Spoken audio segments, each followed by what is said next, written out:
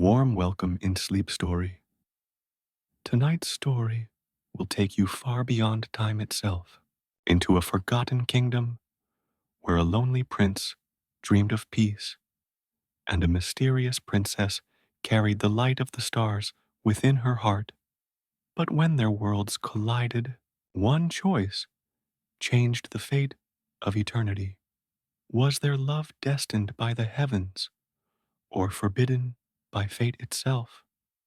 You close your eyes, breathe slowly, and let this magical tale of the princess and the prince of light carry you into dreamland.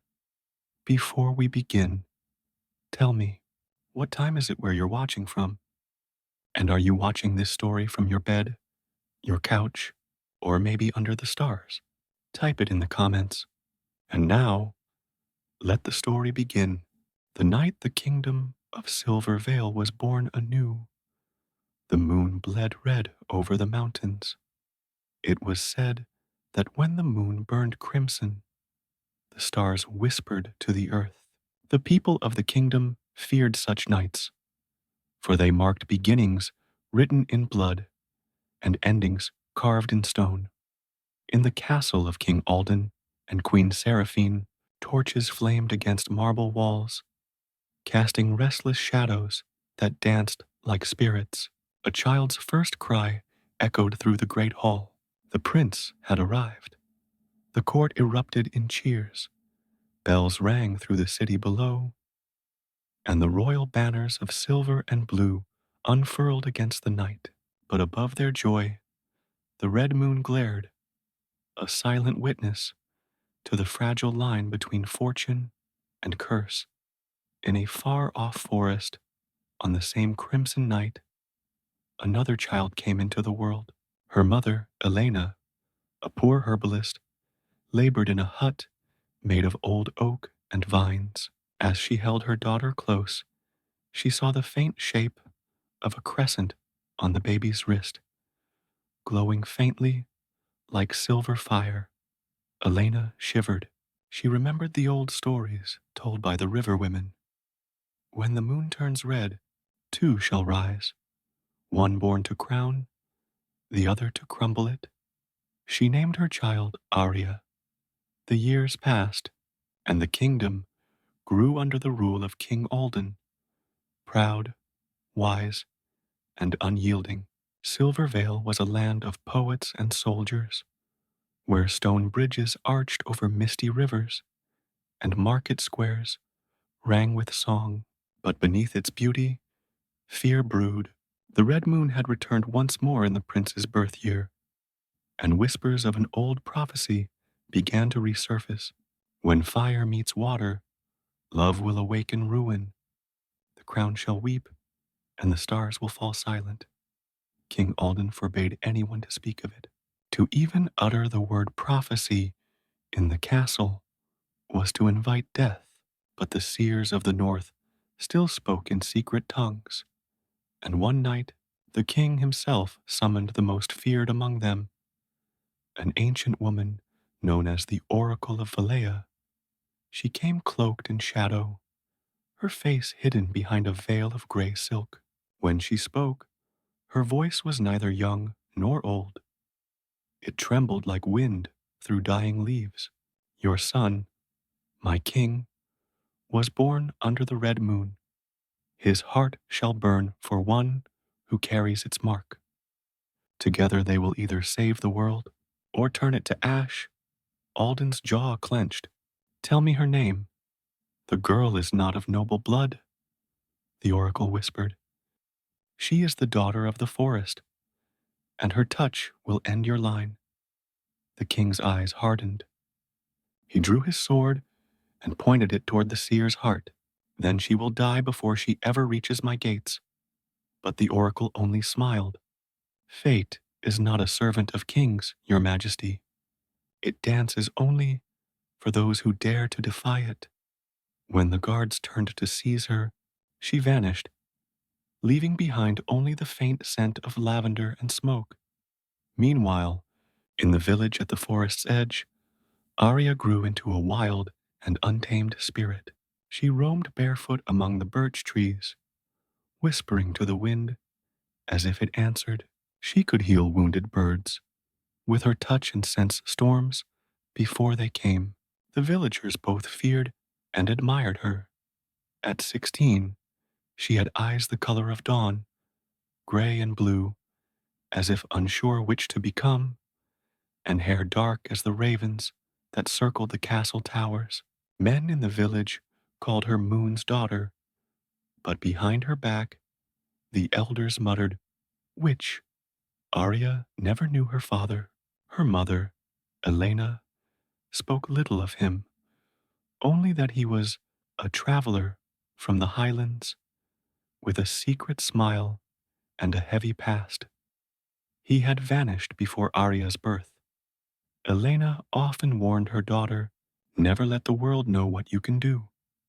They love miracles until they realize they cannot control them." But Arya was restless.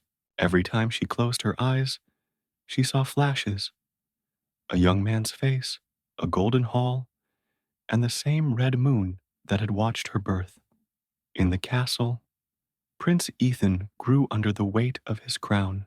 He was not the prince the songs promised, not gentle nor cruel, but a man of restless spirit, haunted by dreams he could not understand. He often woke in sweat, seeing the same vision, a girl in the forest, her hand reaching out through smoke, calling his name. At 19, Ethan was already the kingdom's greatest swordsman, trained in both steel and politics, but he envied the commoners, their laughter, their freedom. His tutors called him reckless. His father called him disgrace. Only his mother saw the fire in him as something holy. "You were born to change this kingdom, Ethan," she would whisper. "Just be certain you do not destroy it first." Ethan didn't understand her fear until one night, wandering the castle's library, he discovered a hidden shelf sealed by wax and symbol. Inside lay a single scroll, older than the castle walls themselves. Its ink had faded, but the first line still shone clearly. "When the red moon rises, the crown shall meet its mirror in the forest." The prince froze. His heart thudded with a sense of recognition he couldn't explain. That same night, in the forest, Arya dreamt again, more vividly than ever before. She saw the prince's face, though she had never met him. His eyes were kind, but behind them lay sorrow. The dream ended with a whisper echoing through the trees. "Find him, and the world will tremble." When she woke, the crescent on her wrist was glowing softly. The forest outside was eerily quiet. Even the wind had stopped breathing, and far away in the castle, Prince Ethan stared at the same moon through his window. Red, vast, unblinking. He whispered a name he didn't know he knew. Arya. The prophecy had begun to stir. In the years that followed, their fates moved like rivers, apart yet destined to collide. Every decision, every heartbeat was pulling them closer to the moment when the forest would meet the crown and love would rewrite the stars. The storytellers who lived long after would say that on that first red night, the world itself exhaled, knowing that it would never be the same again. And somewhere deep in the woods, the moon whispered to a sleeping girl, "You are both the flame and the flood." The years passed quietly, but the forest never forgot the night of the red moon. Every season in the Vale of Oren, the trees whispered her name, Arya. They watched her grow taller, braver, more curious, as if the earth itself raised her. Her laughter scattered through the birches, like sunlight on river water. Yet behind that laughter lived a loneliness she could not name. Her mother, Elena, had grown weaker over the years. The long hours spent gathering herbs, helping the sick, and fending off the suspicion of fearful villagers had worn her down. But she never spoke of her illness. She simply smiled when Arya asked, "Why do people look at us like that, mother?" "Because they fear what they don't understand," Elena would reply gently. And sometimes fear is easier than faith. By the time Arya turned 19, her mother had passed, quietly, like the last leaf falling before winter. The small cottage in the woods became her only home. She buried Elena beneath the oldest oak, marking the grave with wildflowers and a ring of smooth stones. For weeks she could not speak nor weep, only the wind wept for her, soft, long, mournful sighs through the trees. But grief did not break her. It sharpened her. She began wandering farther into the forest, beyond the paths her mother forbade. The woods changed as she went deeper. The air grew colder, and the light turned silver. There were ruins hidden under moss, ancient runes carved into stone, and streams that hummed faintly as if singing to her. And sometimes she heard voices. They weren't ghosts or people, just whispers on the wind, words she could almost understand. The crown and the moon, bound by fire, bound by fate. Arya didn't know whether she was losing her mind or awakening something she had always carried inside. But one night, while she slept beside her small fire, a dream came again. The same man, tall, broad-shouldered, eyes like the storm, stood beside a throne. He whispered her name, not in command, but in yearning. When she woke, she could still feel the echo of his voice in her chest. She pressed her palm to her wrist, where the faint silver mark of the crescent still shone. "Who are you?" she whispered into the dawn. The forest said nothing, but the answer was already moving toward her. In the royal city of Luneth, Prince Ethan Alden was no longer the boy he had been. Now 22, he was the living image of his father, strong, disciplined, but with eyes that still held rebellion like a secret fire. The people adored him, but the court distrusted him. He was known to wander the streets without guards, drink with soldiers, and speak kindly to peasants, acts the king saw as weakness. The oracle of Valea had disappeared years ago, but her prophecy remained like a thorn in the king's mind. He had raised his son to rule without emotion, yet Ethan carried too much heart. His mother, Queen Seraphine, often found him standing on the balcony at night, looking toward the forests in the north. "You dream again?" she asked softly one evening. "Every night," he admitted. "The same woman, the same forest. I feel drawn to it." "Dreams are dangerous things, Ethan," she said. "They make men forget their duty or remember who they are," he replied. She didn't argue. Instead, she touched his cheek and whispered, "Then find what calls to you before it destroys you." 3 days later, Ethan joined a royal hunting party bound for the northern woods. His father thought it a good chance to harden his son again. Ethan saw it as an escape. The group rode through the silver birches of Auran, where sunlight broke in shards across the ground. The soldiers laughed and sang, unaware they were entering a forest older than their bloodlines. Ethan's horse, Riven, grew restless near dusk. The wind howled, the air thickened, and the birds fled as if sensing something sacred or cursed. Then a branch snapped, startling the beast. Riven bolted. Ethan tried to steady him, but the reins slipped from his hands.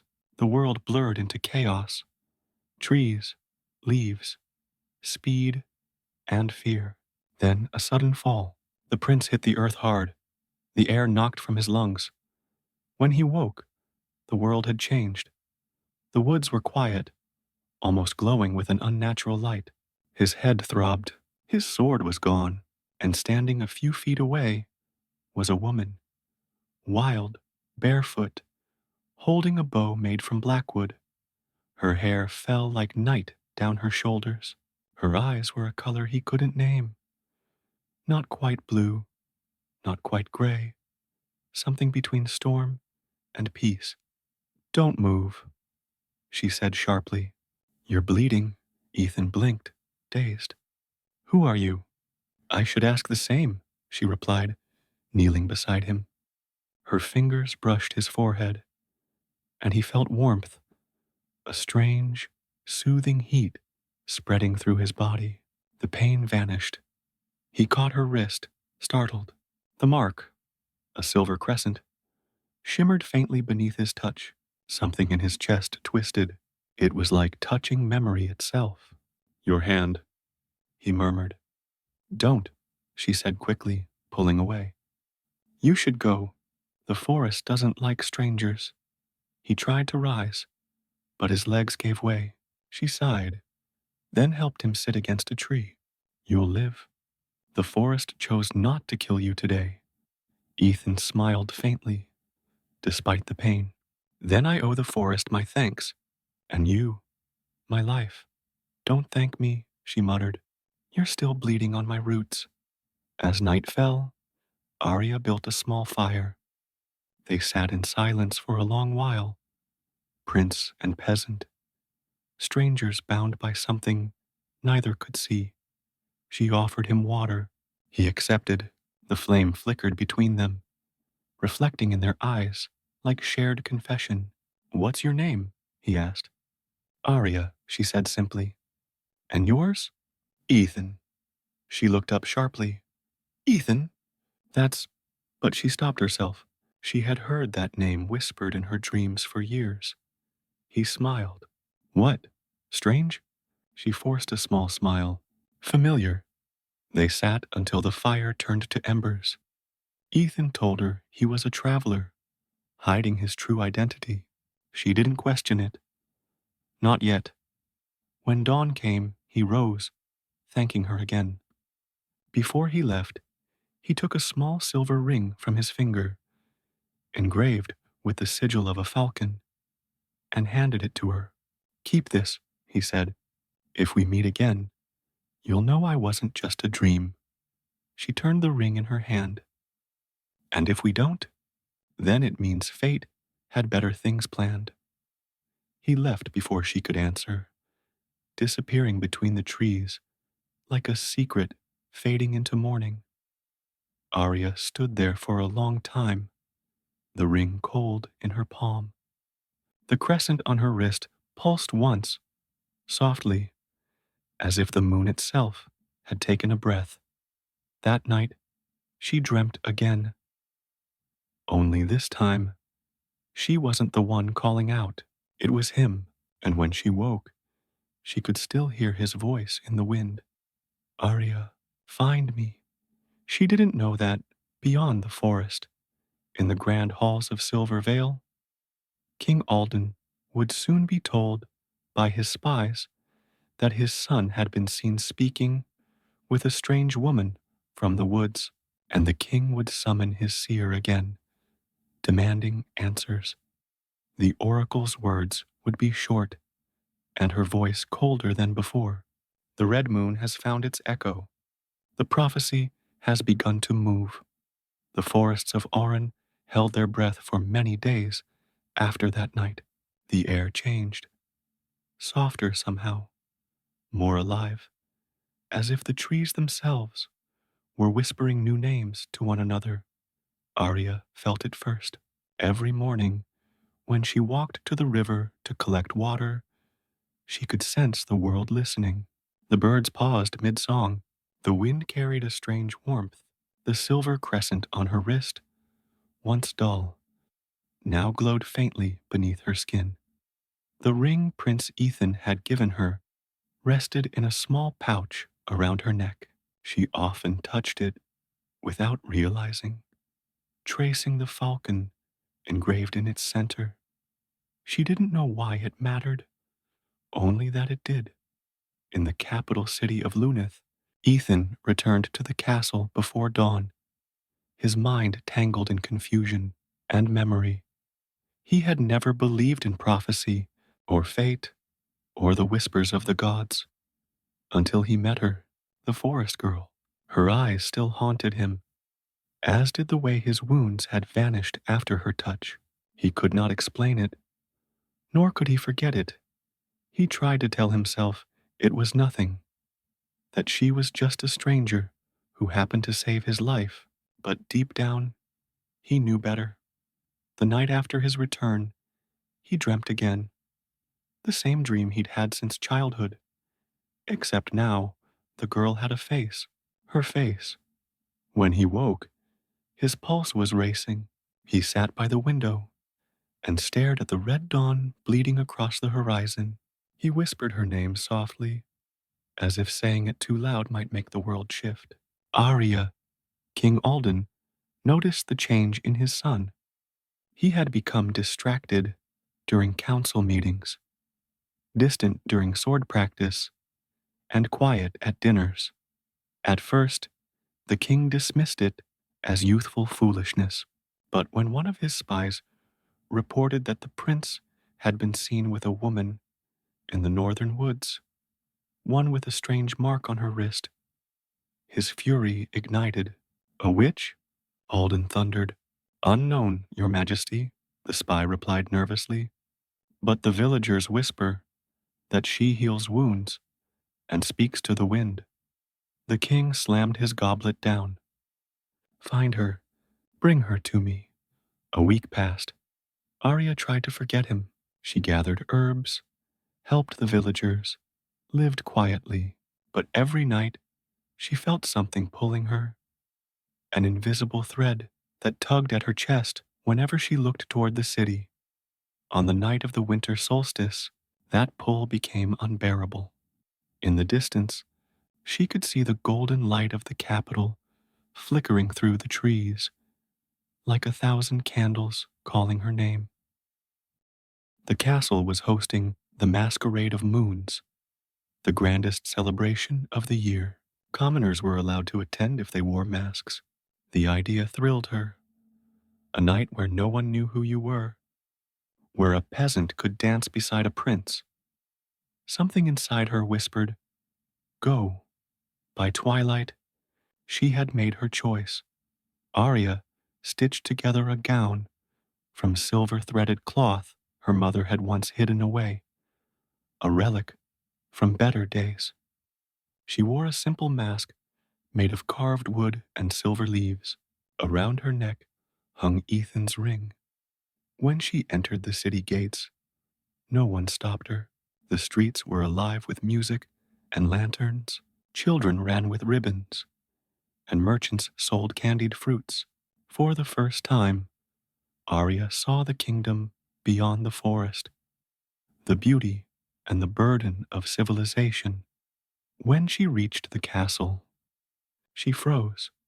It was vast, towers like ivory spires, windows glowing like captured starlight. She had dreamed of this place without knowing it existed. Inside, the ballroom glittered with gold and laughter. Music swelled. Couples danced beneath chandeliers that looked like frozen suns.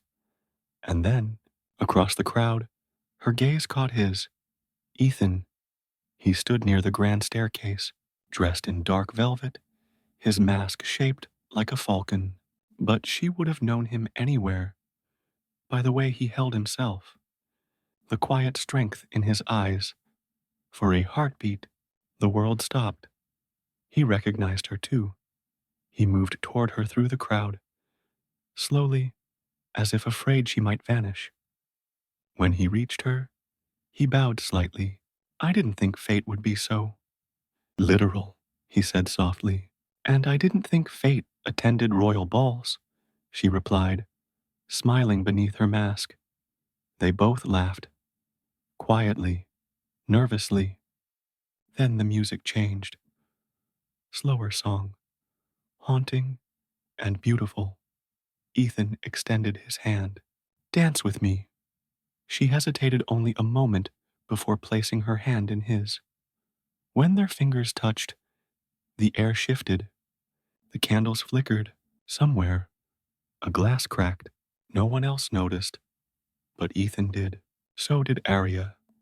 As they danced, the world fell away. No king, no crown, no forest, no curse. Just the rhythm of two hearts, remembering something older than time. Who are you really? She whispered. Someone who dreams of you, he said. Her heart ached at his words. She almost told him her name, almost told him about the mark, about the whispers that haunted her. But before she could, sudden chill ran down her spine. At the edge of the ballroom, a figure was watching, cloaked, motionless, eyes like embers beneath a veil.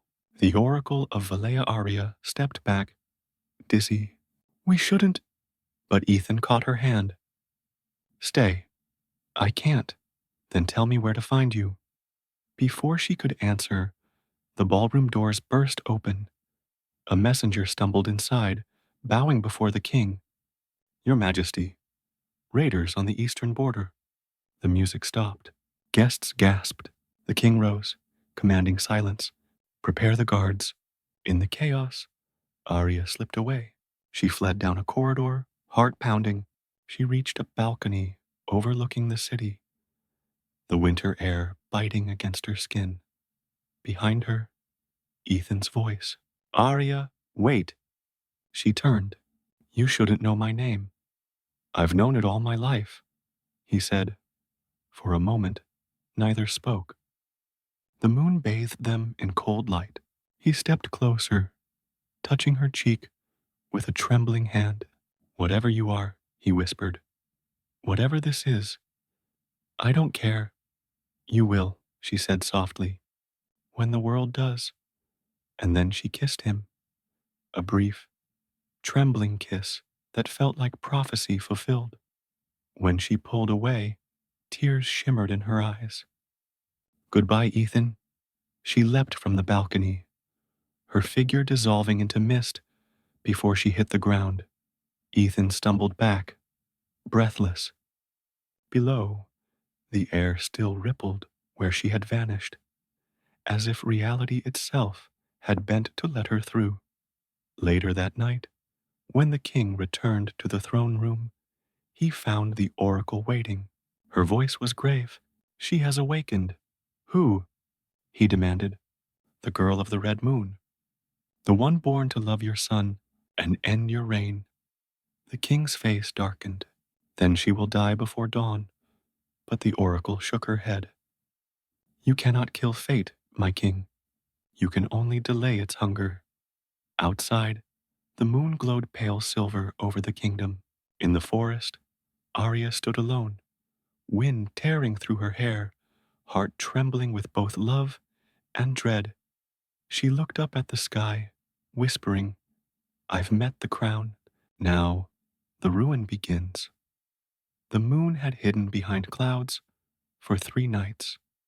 In the forest, the air grew colder. Frost kissed the leaves, and the wind carried whispers of something stirring, something old. Arya wandered restlessly through the woods. Her lips still remembered the taste of Ethan's kiss. Her heart still carried his voice like an echo she could not silence. But the memory brought her no peace. It brought tremors, visions, strange bursts of light that cracked the air around her like lightning. When she touched a tree trunk, it splintered beneath her fingers. When she wept, the grass beneath her turned silver. And when she dreamt, the world burned. The first time it happened, she was at the river. She knelt to wash her hands, but the water stilled, utterly motionless. Her reflection stared back at her, but its eyes glowed faintly white. Who are you? She whispered to her reflection. The reflection smiled, a slow, knowing curve of the lips. I am what you were born to be. Then the surface broke apart, rippling with heat. She stumbled back, gasping. Steam rose from the river, and the crescent on her wrist burned bright as fire. She fell to her knees, trembling. What's happening to me? The forest gave no answer. Only the faint hum of the wind replied, almost like laughter. That night, she tried to sleep, but every time she closed her eyes, she saw flashes, a burning castle, a crown falling into fire, Ethan reaching for her through smoke. She woke screaming. The power inside her was no longer sleeping. It was awake, hungry, alive, and beyond her control. In the castle of Silvervale, unease spread like infection. The king's spies had scoured the forest, but the girl was nowhere to be found. Rumors grew among the servants. Some said she was a spirit, others a demon. Only Ethan knew the truth, or enough of it to be haunted. He kept the secret of their meeting buried in silence. He stopped sleeping. He spent hours alone in the palace library, searching through forgotten scrolls and forbidden texts. He read about the moon bloodline, an ancient family said to descend from a goddess who once fell in love with a mortal king. Their love had destroyed an empire. The goddess was cursed to be reborn every 1,000 years, always in the form of a woman who would fall in love again and again with the one fated to bring ruin. Each time, history repeated itself. Each time, she burned the world she tried to save. Ethan slammed the book shut, heart pounding. No, he whispered. Not her, but deep down, he knew. The mark on her wrist, the power in her eyes, it all fit. He turned to the balcony, staring toward the northern woods. He could almost feel her presence, like heat before a storm. His mother, Queen Seraphine, found him there. You search for her, she said softly. You knew, he accused. The prophecy is older than this castle, Ethan. It's not her fault. But if your father learns the truth, he looked at her desperately, then help me stop him. Seraphine touched his face, sadness clouding her eyes. You can't stop what's written. You can only decide how you'll face it. Back in the woods, Arya found herself surrounded by fear. The villagers, who once came to her for herbs, now shut their doors when she passed. Whispers followed her. Witch, curse, monster. One night, a man's son fell ill with fever. Arya went to help, but when she touched the boy's forehead, the fever vanished, and so did the color from his eyes. He lived, but his gaze remained silver. The villagers called it unnatural. They came for her with torches. Arya ran, through the woods, through the mist, through tears and smoke. When they cornered her near the cliffside, their fear turned to violence. Stay away from our children. She's cursed the land. They hurled stones. One struck her temple. Blood ran down her cheek. Something broke inside her. The air pulsed. The earth trembled. The torches flickered out. All at once. Then silence. The next moment, a blinding wave of light erupted from her. Silent, colorless, but strong enough to throw every villager to the ground. When it faded, she stood trembling, surrounded by scorched earth. The men were alive. Barely. The trees around her had turned to ash. She sank to her knees, horrified. What have I done? That same night, Ethan's dreams turned violent. He saw flames, screaming faces, and Arya standing in the center, crying as the forest burned. He woke before dawn, heart racing. He knew he couldn't stay silent any longer. He packed his cloak, mounted his horse, and rode north, defying the king's orders, defying the court, defying fate itself. The snow fell in sheets, but he rode, until he found her. She was sitting beside the ruins of her mother's cottage, wrapped in her torn cloak, blood dried on her forehead. When she saw him, she didn't move. Her eyes looked hollow. "You shouldn't have come," she said quietly. "You think I could stay away. You don't understand, Ethan. I hurt people. I destroy things. You saved me," he said. "You healed me. That was before. Now I can't control it. The power, it wants something. It feels alive." He knelt before her, taking her trembling hands. "Then I'll help you control it. You can't. No one can." The mark on her wrist began to glow again. The wind rose, circling them like a storm. Ethan didn't flinch. He pulled her into his arms, holding her tight. "If this is the curse, then let me share it," he whispered. For a heartbeat, the storm stopped. The glow dimmed, her breathing steadied. But then, a rustle in the trees. Soldiers. The king's banner, silver falcon on blue, glinted through the branches. Ethan stood, drawing his sword. "Go now." She hesitated. "If they catch you, I'm the prince. They won't touch me." "They will when they realize who I am." He smiled sadly. "Then we'll both be outlaws." She wanted to argue, but there was no time.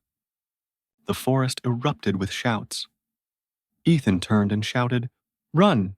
Arya fled into the darkness, her heart pounding. Behind her, she heard the clash of steel, the cries of men. She didn't look back, not when the smoke rose, not when the snow turned red. By dawn, she reached the mountains. Her body ached, her soul burned. She looked down at the valley, the kingdom glittering, like a dream she'd never belonged to. She touched the ring around her neck. "Forgive me," she whispered, "for being what I am." And as she spoke, a single tear fell, glowing silver in the snow.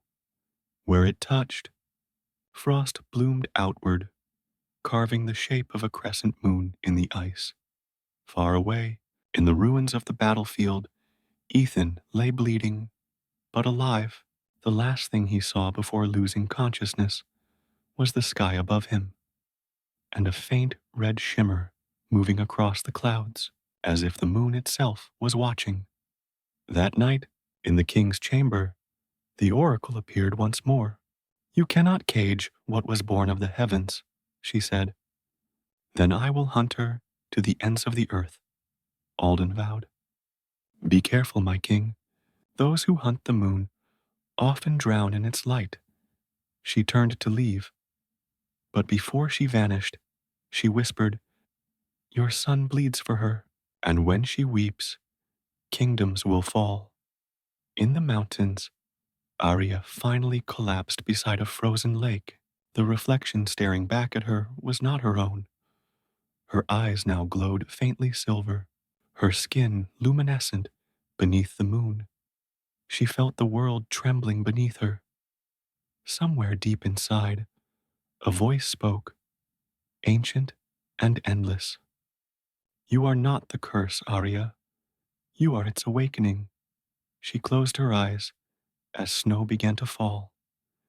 And in that moment, the first seeds of destiny took root, silent and unstoppable. The kingdom of Silver Vale had never been so silent. The snow had melted, yet the chill remained, not in the air, but in the hearts of those who lived beneath the crown. Every whisper in the streets spoke of a witch, of fire in the forest, of a prince who defied his father and vanished in the night. The king called it treason.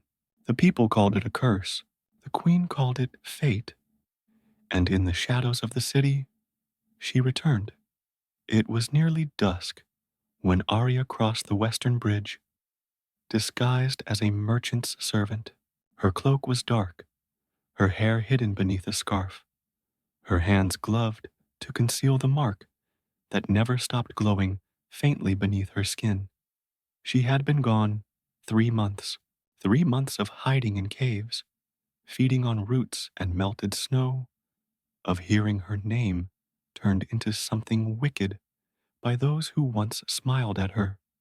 But tonight, she was coming back, not as a fugitive, not as a ghost, but as someone who needed to know the truth about the curse, about Ethan, and about the prophecy that had stolen her peace.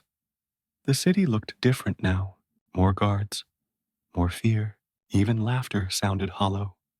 She kept her head low, slipping through the crowded market. A troupe of musicians played a mournful tune, and one of them, a blind man with a cracked violin, sang softly, "Beware the moonlight bride, whose tears will drown the tide.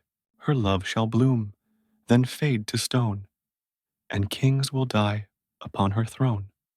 The song sent shivers down her spine. It was about her. She knew it. She reached the old quarters near the castle walls and knocked on a wooden door, the one marked with the symbol of a dove. The door creaked open, and a woman gasped, "Arya? Gods above, I thought you were dead." Arya smiled faintly. Not yet. The woman, Mira, had been her mother's friend and healer to the poor. She pulled Arya inside quickly and bolted the door. "You shouldn't be here," Mira whispered. "The king has offered gold for anyone who speaks your name. I'm not here to stay. I just need to know, is he alive?" Mira's face softened. "The prince." Arya nodded. Mira hesitated, then sighed. "He lives, though barely. He returned weeks ago, wounded, fevered. The king keeps him in his tower under watch. They say he mutters your name in his sleep." Arya's breath caught. "I have to see him." "Impossible. The castle is sealed tighter than a tomb." "Then I'll find a way." Mira looked at her, long and hard. "There's one chance. The masquerade ball. Tomorrow night. For the king's birthday, every noble and servant will be masked. You could enter unnoticed." A dangerous light flickered in Arya's eyes. "Then I'll need a mask," she said. The next night, Silver Veil shone like a dream.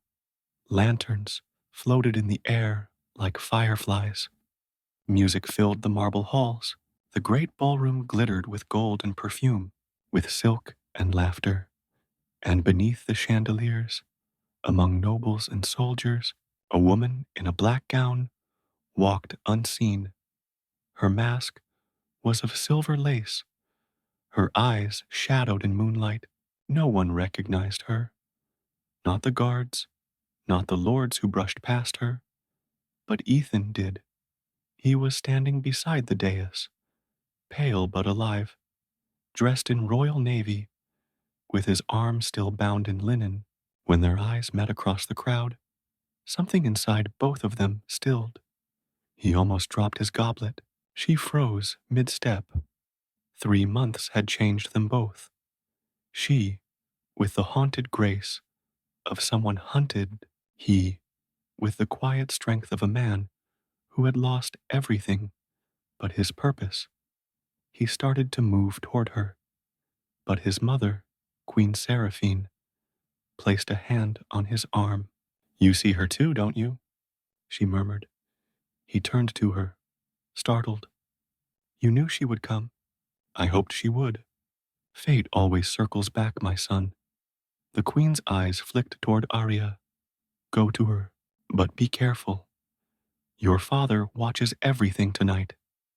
They met at the edge of the garden, where the music was soft and the air smelled of roses. Neither spoke at first. The silence between them said more than any words could. Finally, Ethan whispered, "You shouldn't be here." Arya's lips curved sadly. "You always say that." He smiled faintly, pain in his eyes. "You almost destroyed half the forest, and you nearly died saving me. Then we're even." They stood close, the world shrinking to just them. "I tried to control it," she said. But it keeps growing, like it's feeding on my fear. I found the texts about your lineage, he said quietly. The moon bloodline, cursed to destroy what it loves most. Her voice cracked. Then you should stay away. I can't. Their hands found each other, trembling. But before they could say more, the sound of footsteps shattered the moment. The king, Ethan, pushed her behind a column as his father entered, flanked by guards.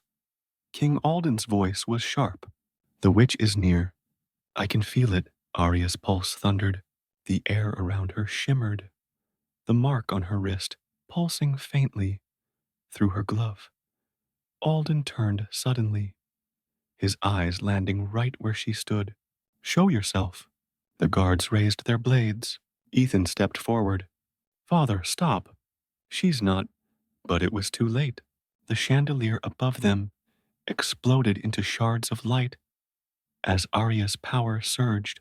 Unbidden, the music stopped. Screams echoed. Alden pointed at her. Seize her! Arya tore off her mask, her silver eyes blazing. I never wanted this, she cried. But you won't stop hunting me. The guards charged. Ethan drew his sword, and the ballroom erupted into chaos. Arya's power burst outward like a storm, shattering windows, twisting air into a cyclone of silver flame. Yet through it all, Ethan never left her side. He deflected arrows, grabbed her hand, and together they fled through the corridors, hearts pounding, past paintings that tore from the walls and tapestries that burned. Behind them, Alden roared, She's the end of us all. Ahead, Seraphine appeared, pale but determined. This way, she shouted, pulling them toward a hidden passage. They stumbled into darkness, breathless. The queen barred the stone door behind them. Mother? Ethan gasped. There's no time, she said. Go, both of you. The northern mountains will keep you safe. I can't leave you. You must. Arya's power is tied to the royal blood. If Alden kills her, the curse will fall on every soul in this kingdom. Arya looked at her, stunned. You know about it? Seraphine nodded. I was the keeper of the prophecy, and I prayed it would never come true. Then, softer, take care of each other. The stars have chosen you both. Before either could speak, guards pounded on the door. The queen whispered a spell, and the floor beneath them split open. A secret escape leading into the catacombs below the castle. Ethan took Arya's hand, and they leapt into darkness as the queen turned to face the soldiers, her crown gleaming in the firelight. They landed hard on cold stone, surrounded by shadows. Arya groaned, clutching her side. Where are we? The royal catacombs, Ethan said. No one knows these tunnels but my mother. The air was thick with dust and echoes.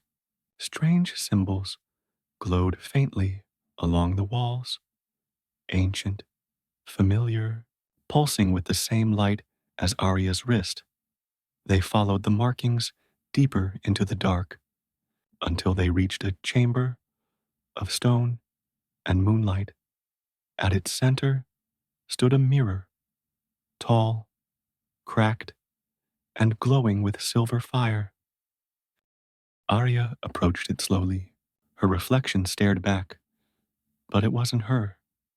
It was the same luminous figure she'd seen once in the river. You can't run forever, child, the reflection whispered. Your blood was born for the end of kings. Arya's breath trembled. Who are you? The first of your kind, the one who loved and lost and cursed the stars. The reflection raised a hand, touching the glass. When the moon turns red, the choice will come, to save love or to save the world. Ethan stepped forward. What choice? But the mirror shattered before the answer came. The chamber filled with a gust of light, swallowing them whole. When the light faded, They found themselves outside the castle, deep in the snow-covered woods once more. Arya turned to Ethan, eyes wide with fear and wonder. What just happened? He looked back at the burning castle on the hill. Fate, he said quietly. And I think it's just begun. Wonderful. Here's your chapter 6. Blood of the Moon. Snow fell in whispers that night. The forest around them seemed endless, pale trees rising like ghosts, the wind humming through their branches. Arya and Ethan trudged through the snow in silence. The air was sharp with cold, but neither complained. Their hearts were still burning from what they'd escaped, from the fire of the castle, from the queen's sacrifice, from the mirror that had called to something ancient within her. When they finally reached a small clearing, Arya stumbled. Ethan caught her before she fell. Easy, he said softly. You're freezing. She looked up at him, her breath visible in the cold air. I'm fine. You're not. He took off his cloak and wrapped it around her shoulders. We'll rest here. Arya hesitated. They'll be looking for us. Then we'll make them chase our shadows. They sat beside a fallen log, the forest quiet around them. The moon hung low, blood red, glowing like an open wound. Arya stared at it uneasily. It's changed. Ethan followed her gaze. The moon bloodline, he murmured. Maybe it's answering you. She shivered. Or warning me. Hours later, as Ethan slept, Arya wandered from the camp. Her mark pulsed faintly under her glove. Brighter now, more insistent. The red moon above seemed to hum in rhythm with it. She followed the light, drawn by something she couldn't name. The trees thinned, revealing an ancient stone arch, half buried in snow. Symbols covered it, the same runes that had glowed in the catacombs. When she stepped closer, the air shimmered. A voice echoed, soft, deep, and not human. You have come at last. Arya froze. Who's there? From the archway, light gathered, swirling into the shape of a woman cloaked in silver. Her eyes were pale as stars. Her hair flowed like liquid moonlight. I am Alara, guardian of the blood, keeper of the first flame. Arya's breath caught.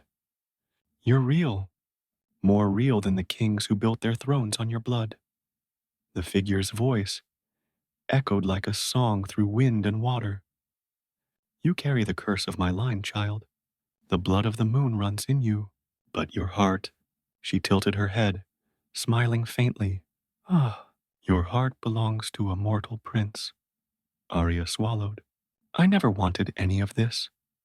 Neither did I, when I fell in love with the first king of Silver Vale. But love defies reason, and so does power. The curse began with me. Arya stepped closer. Tell me how to end it. Alara's expression darkened. To end it, you must choose. When the moon bleeds its final light, you will stand between two paths, one of love, one of duty. One will save him, the other will save the world. Arya's voice broke. There must be another way. There never is. The spirit's light flickered, dimming. He will not survive the prophecy. Neither of you will, unless you break what was written. Seek the temple of Ebenvale. There lies the heart of the curse. Alara, wait! But the light vanished, leaving only snow and silence. When Arya returned, Ethan was awake, sword drawn, eyes wild. Where were you? He demanded. I thought. She stopped him with a trembling hand. Ethan, listen. I saw her, the first of my bloodline. She told me how this began. He sheathed his sword slowly, and how it ends. Her eyes glistened, with a choice, between love and the world. Ethan took her face gently in his hands. Then the world can burn. She shook her head, tears slipping free. You don't understand. The curse isn't just a story. My blood feeds on love. It consumes what I hold dearest. If I choose you, the power will destroy everything else. If I choose the world, I lose you. He stared at her, heartbreaking. Then we'll find another way. Together. Arya wanted to believe him. But even as she nodded, a part of her knew. Fate never allowed. Together. For long. They left at dawn for the mountains of Ebonvale. The journey was brutal. Jagged cliffs, biting wind, and the echo of pursuit behind them. The king's soldiers were never far. One night, they took shelter in an abandoned chapel carved into stone. Moonlight streamed through a broken window, falling across the faded mural of a woman holding a crescent flame. Arya traced the painting's cracks. It's her, she whispered. Ethan came beside her. Ilara? She nodded. She was worshipped as a goddess once, before they called her a curse. He brushed a strand of hair from her face. History always fears what it can't control. Arya smiled faintly. You sound like your mother. His expression faltered. She knew this was coming. She gave her life to buy us time. Silence hung between them, heavy but tender. Arya touched his chest, feeling his heartbeat. Your mother was right. The stars chose us. Ethan covered her hand with his. Then let's make the stars regret it. Their lips met, not with the innocence of their first kiss, but with the weight of all they'd lost and all they might lose again. The world outside disappeared. The storm, the curse, the prophecy, none of it mattered. For that moment, there was only warmth, breath, and trembling skin. When they finally pulled apart, Arya whispered, If I lose control again, Ethan pressed his forehead to hers. Then I'll find you, no matter what you become.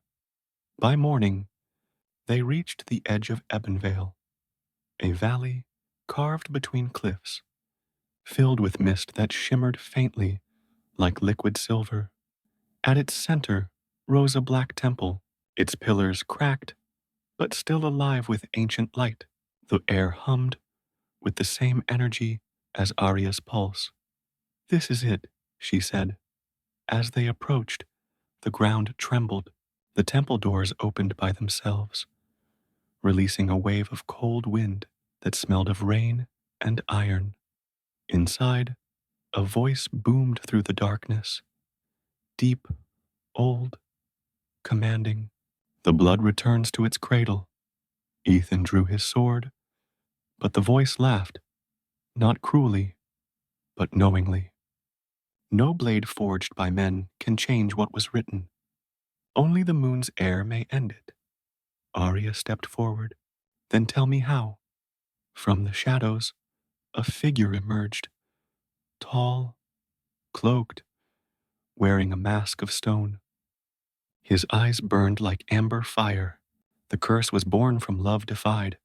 To break it, love must be sacrificed. Ethan's jaw tightened. No. The guardian tilted his head. You would defy fate? I already have, Ethan said. Arya's heart raced.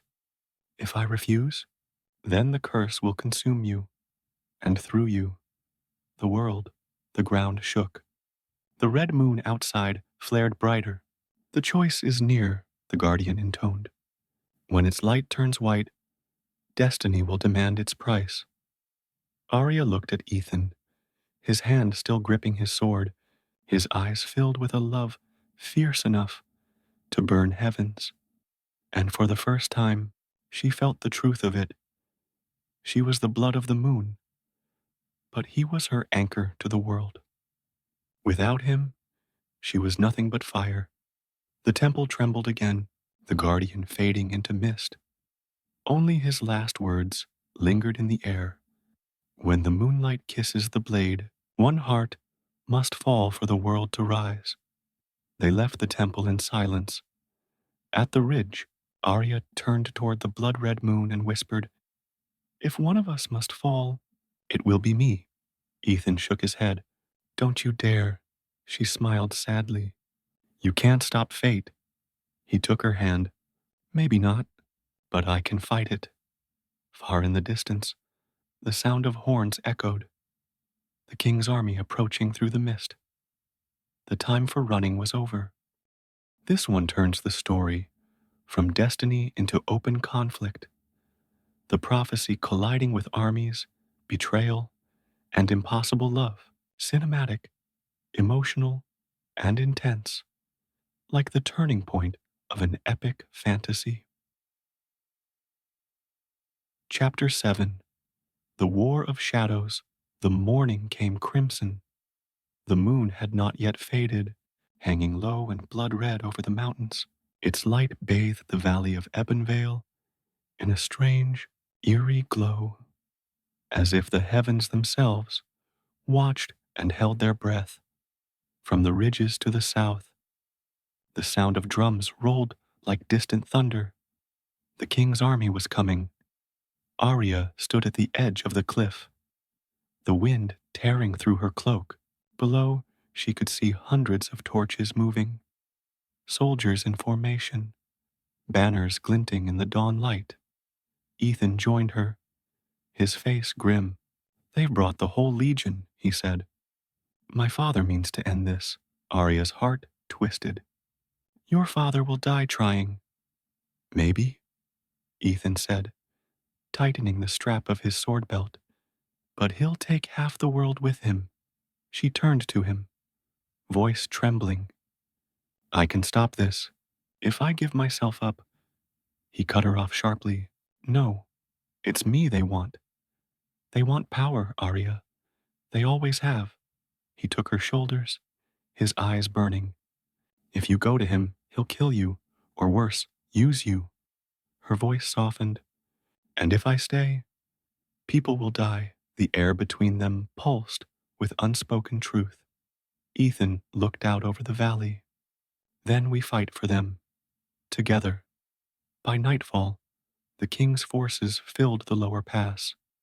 The clash of armor and the gleam of fire made the mountains glow like living steel. Ethan's small band of loyalists, soldiers who had followed him into exile, waited among the cliffs. There were only 30 of them. Arya walked among them silently. Cloaked in black, the men looked at her with both awe and fear. Whispers passed through the ranks. The witch prince's lover, the cursed queen. Ethan ignored them all. His focus was on the path ahead. Once they reached the narrow gorge, he told his men, "We strike from both sides. Drive them back to the river." A soldier asked, "And if the king himself comes?" Ethan's voice hardened. "Then I face him." When the drums stopped, the world fell into silence. Then, the first horn blew. The valley erupted in motion. Steel clashed. Arrows hissed through the air. Fire bloomed along the cliffs. Ethan fought like a storm, moving through soldiers with the precision of a man born to command. Arya stayed back at first, trying to hold her power, but the sight of the dying, the screams, the chaos, tore something loose inside her. Her wrist burned, her veins lit with silver, and when a line of archers aimed for Ethan, instinct took over. She raised her hand, and the arrows froze midair. The world seemed to stop for a heartbeat. Then the arrows twisted backward, spinning through the air to strike the very men who'd fired them. Gasps filled the valley. Even the soldiers paused, staring in horror and awe. The curse had awakened. Again, from his command tent, King Alden saw it all. His jaw tightened as the light of her magic filled the sky, silver and alive, bending the snow into spirals of flame. "She's become the prophecy," he growled. The general at his side hesitated. My lord, your son fights beside her. I know. Alden's gaze darkened. If he stands between me and that witch, then he dies with her. Back on the ridge, Ethan saw his father's banner moving closer, the silver falcon gleaming through smoke. He cut down another soldier and shouted to Arya, Stay back! But she didn't listen. The power inside her had taken hold completely now, her eyes glowing like molten moonlight, her voice carrying through the storm. Stop this, she cried, her words shaking the air. For a moment, the soldiers froze. Even the flames seemed to bow. Then Alden himself rode through the chaos, crown glinting, blade drawn. Witch, he thundered, you bring ruin wherever you walk. Arya turned toward him. I bring truth. It's your fear that brings ruin. The king raised his sword. You killed my queen. Arya's eyes widened. No, she saved us. Lies. He roared and spurred his horse forward. Ethan shouted, Father, stop! The king ignored him, swinging the sword in a wide arc toward Arya. Ethan stepped between them, catching the blade with his own. Steel met steel. Father and son locked in deadly silence. The king's strength was monstrous. Every strike shook Ethan's arms, forcing him back inch by inch. You'd betray your blood for her? Alden roared. I'd betray your cruelty. Ethan spat back. Their swords clashed again, sparks flying. Behind them, Arya's power surged, her hands trembling, silver light spilling from her palms. Please, she begged, voice breaking. Stop this before it's too late. Neither man heard her. Alden feinted left, then slammed his hilt into Ethan's ribs. The prince fell to his knees. The king raised his sword for the final blow, and the world exploded in light. Arya screamed as the power burst from her uncontrollably. The sky turned white, the earth split, and everything was consumed in a roar of wind and flame. When the light faded, the valley was silent. Snow drifted down like ash. Ethan lay still on the ground. The king was nowhere to be seen. Arya crawled to Ethan's side, her heart shattering. Ethan, please. He stirred faintly, blood at the corner of his mouth. Still, not done yet, he whispered weakly. Relief and terror collided in her chest. She pressed her hand over his wound, the silver glow spreading from her fingertips. He gasped, pain and light mingling. Then the wound closed. Arya collapsed beside him, drained, trembling. What have I done? She whispered. Ethan opened his eyes slowly. You saved me again. No, she said through tears. I might have doomed us all. From the edge of the battlefield, the sky began to change. The red moon flickered, dimming, then brightening again, turning pale as bone. The air hummed with something vast, ancient, and alive. Arya looked up, horror dawning. It's starting, she said. The final phase of the curse. Ethan rose slowly, limping. Then we finish it. At the temple. She nodded, her face streaked with tears and ash. We go now, before it's too late. Behind them, the valley of Ebonvale lay in ruins. Armies broken, the king vanished, and the first snow of winter beginning to fall again. The world felt too quiet, too still. Somewhere in the distance, a voice, faint, ancient, familiar, whispered through the wind. When the moon turns white, one heart must fall. Arya closed her eyes. The words cut deep. She turned to Ethan, whispering, I think I know what it means now. He took her hand gently. Don't say it. Her lips trembled. I have to. She looked up at the pale moon, the final omen, and said softly, "It means only one of us walks away." Absolutely. Here is chapter 8, The Temple of Fate. This chapter takes the story into its mystical and emotional heart.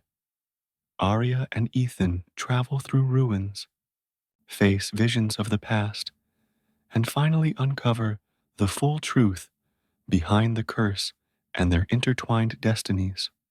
It's rich in atmosphere, ancient magic, heartbreak, and the calm before the ultimate storm.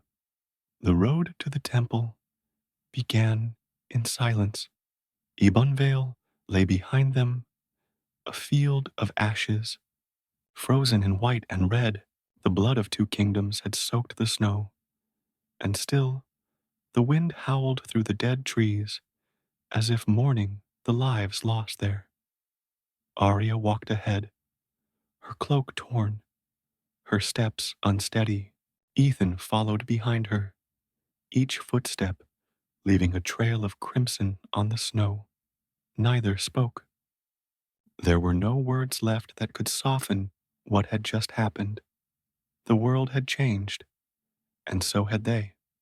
By nightfall, the mountains gave way to a hidden path, a narrow, winding road carved between walls of stone that shimmered faintly with moonlight. Ethan paused, frowning. This wasn't on any map, Arya nodded, because it was never meant to be found. The air here was different, heavier, humming softly, as though the very rocks whispered their secrets. Every step deeper felt like stepping back through time. The sky overhead turned dark, yet the stars seemed closer, as if bending low to watch. At last, the path opened into a vast, hollow valley, and there it stood, the Temple of Fate, an enormous ruin of white stone and crystal, half buried in frost. Its pillars rose like ribs of some ancient god, and the air was thick with the scent of cold earth and incense long gone. Between the shattered gates stood a statue, tall, robed and faceless, the figure of a woman holding a crescent moon in her palms. Ethan stopped, breath catching. That's her. Arya looked up at the statue. Ilara, the goddess of fate and mercy. She stepped closer, brushing frost from the statue's base. Carved into the stone were words in a language older than any kingdom. One heart must rise, one heart must fall, the light reborn through sacrifice of all. Arya's hand trembled as she traced the letters. Ethan read them too, his jaw tightening. So the prophecy was real. Arya whispered, "It always was." They entered the temple. Inside, the air glowed faintly, though no flame burned. Columns twisted upward like frozen vines, and streams of light spilled from cracks in the ceiling, casting rainbows across the floor. It was breathtaking and terrifying. At the center of the temple stood a circular dais, carved with runes that pulsed faintly when Arya approached. "The heart of the curse," she murmured. Ethan joined her, glancing down at the glowing lines. "You think this is where it began?" "Yes," she said softly, "where she made her bargain." A whisper stirred through the air, faint, like a sigh. Then, suddenly, the room filled with silver light. Visions burst to life around them, ghostly figures moving through time. A woman in royal robes stood at the altar, the same face as the statue outside, the goddess Ilara. Her eyes were pale stars, her hands trembling as she held a blade of moonlight. Before her knelt another figure. Before her knelt another figure, a mortal woman, weeping.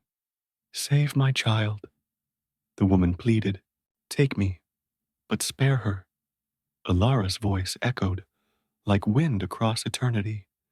To save life, one must bind it. The bond will last until the moon turns white again. The goddess raised her blade. Light flared, and the mortal's scream filled the air as her soul was sealed into a circle of silver flame. The vision wavered, then shifted to another moment. A young girl stood at the same altar centuries later, crying out for her lost love. The temple answered. The curse spread again. Arya fell to her knees, gripping her head. The memories poured through her. Lives upon lives of women like her, all trapped in the same promise, all paying the same price. She saw them all, princesses, healers, queens, each one giving everything for love, each one cursed to fall so another could live. When the vision faded, Arya gasped for breath. Ethan knelt beside her. What did you see? She looked up, eyes glimmering with tears. It wasn't just a curse, Ethan. It was mercy, twisted into punishment. Every generation, one woman bound to die so another could live. Until the line ends. Ethan's voice was low. And now it's you. She rose slowly, her expression hollow. Yes, when the moon turns white, the bond must break. By death or by sacrifice. Ethan stepped forward, shaking his head. Then I'll break it. I'll destroy this place. You can't, she whispered. The curse is older than kingdoms, older than gods. He clenched his fists. There has to be another way. There isn't, she said softly. Someone has to die, Ethan. That's the only way the power releases. He stared at her, eyes fierce, desperate. Then I'll die. Arya froze. No, it's my choice. It's my curse. They stood facing each other, the temple's light flickering between them like living fire. Ethan's voice broke. I've already lost everything. My home, my father, my name. Don't take you from me too. Arya's eyes filled with tears. If I let you die, then everything you fought for becomes nothing. Your father's death, the war, the prophecy, all meaningless. Ethan grabbed her hands. Then we'll make it mean something together. But the temple began to tremble. A low rumble echoed through the walls, the sound of ancient power waking. The statue of Alara glowed, and her voice, distant but clear, filled the temple. Two hearts, bound by love and blood. One must choose the shadow, the other, the light. Arya looked at Ethan, her heart cracking. She's giving us a choice. Ethan's eyes narrowed. Then let's make it. But before they could speak again, the temple erupted in silver flame. Arya and Ethan were thrown apart, each surrounded by swirling visions. Arya saw herself as a child, laughing, running through the palace gardens. She saw her mother's smile, her father's fall, her kingdom's ruin. She saw every choice that led her here. Then she saw Ethan, the day they met, the way he looked at her, like she was not a curse, but a miracle. Ethan, in his vision, saw his father, proud, stern, then broken. He saw his kingdom burning, his soldiers dying, all because of his love for her. And in that fire of memory, both of them understood. The curse wasn't a punishment from the gods. It was a test to see if love could survive when fate demanded sacrifice. The flames began to fade. The visions stilled. They were back on the dais, the moonlight streaming down through the shattered roof. Arya's voice was soft but firm. I know what I must do. Ethan took a step forward. Don't, she smiled sadly. I was never meant to live through this, Ethan. The curse chose me. He reached for her, but she stepped back into the circle of runes. Arya, please, I love you, she whispered, tears glimmering like stars. But love isn't always about keeping. Sometimes it's about freeing.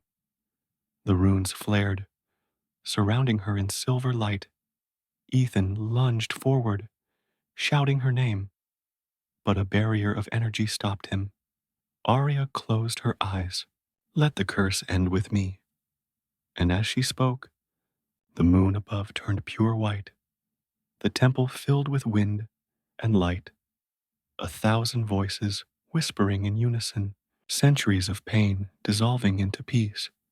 Ethan fell to his knees, blinded by brilliance, then silence. When he looked up, Arya was gone. The temple stood still again, quiet as snow. Ethan staggered forward, his breath ragged, and found only her cloak lying at the center of the circle. He lifted it, pressing it to his chest. Arya, outside, the first light of dawn broke through the mountains. The red moon had vanished, replaced by a pale golden sun. The curse was gone, but so was she. The world was silent when the dawn came. No drums, no horns, no cries of war, only the sighing wind weaving through the ruins of Ebonvale. The snow was melting for the first time in years. The air carried the scent of thawing earth and rain. The curse was gone, and with it, the crimson moon. But so was she. Ethan sat at the edge of the valley, where the river once ran red with blood. Now it flowed clear, glittering like glass beneath the rising sun. He hadn't slept in 3 days. Every time he closed his eyes, he saw her. The moment she vanished into light, her voice echoing like a fading song. Love isn't about keeping, it's about freeing. The words haunted him. He'd searched the ruins of the temple again and again, calling her name until his voice was gone. But there had been nothing left. No body, no spirit, no trace of her magic, only her cloak. He kept it folded against his chest now, the silver thread catching the morning light. Footsteps crunched behind him. Ethan turned slowly to see Lyra, the last of his loyal soldiers, her arm bound in cloth, her eyes tired but kind. You should rest, my lord, she said softly. He shook his head. There's no rest for me. She hesitated, glancing toward the horizon. The men are waiting. They want to know what comes next. The king is gone. The curse is broken. You're all that's left of the royal line. Ethan let out a hollow laugh. Then the kingdom's doomed. Lyra smiled faintly. They don't see it that way. They see the man who ended the darkness, who stood against his father. He looked down at the river, his reflection pale and broken. They see what they need to see. She took a step closer. And what do you see? He paused for a long time, then whispered, a man who lost everything worth saving. Lyra placed a gentle hand on his shoulder. She wouldn't want you to live like this. Ethan's throat tightened. She's gone, Lyra. You didn't see her. I saw what she did, Lyra interrupted softly.